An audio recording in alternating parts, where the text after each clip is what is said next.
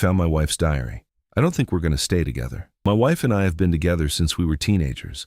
We met when I was a sophomore and she was a senior. There was something exhilarating about that age difference.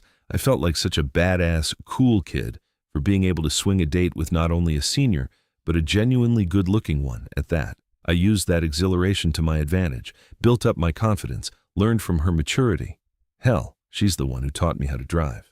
We made it through the honeymoon phase, and by some miracle of God, we prevailed when she ended up going to college while I was left behind in high school for another 2 years. That's not to say it wasn't difficult. I learned a lot about myself in those 2 years. It's kind of insane how paralyzing separation anxiety is. My insecurity grew more and more each day. That's probably why I asked her to marry me immediately after purchasing our first apartment. I hate saying this just because it makes me sound so creepy, but she was mine. She was the only woman I could ever see myself with. If I lost her, it was like I was losing everything. When she agreed, it was like all of those fears and anxieties melted away.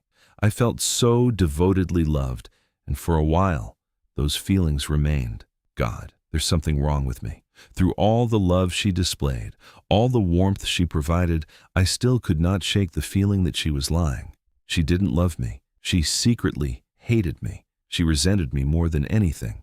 Those are the kind of thoughts that would keep me up at night while I held her in my arms as she slept peacefully.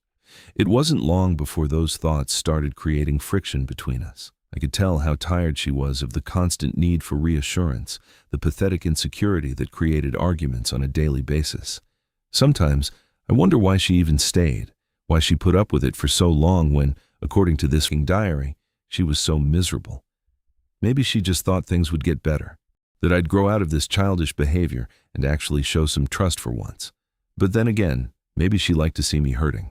Maybe she got a sick thrill out of knowing that I was so torn up about her. And, let's be honest, any hope for personal growth and maturity was abandoned the moment I opened this notebook.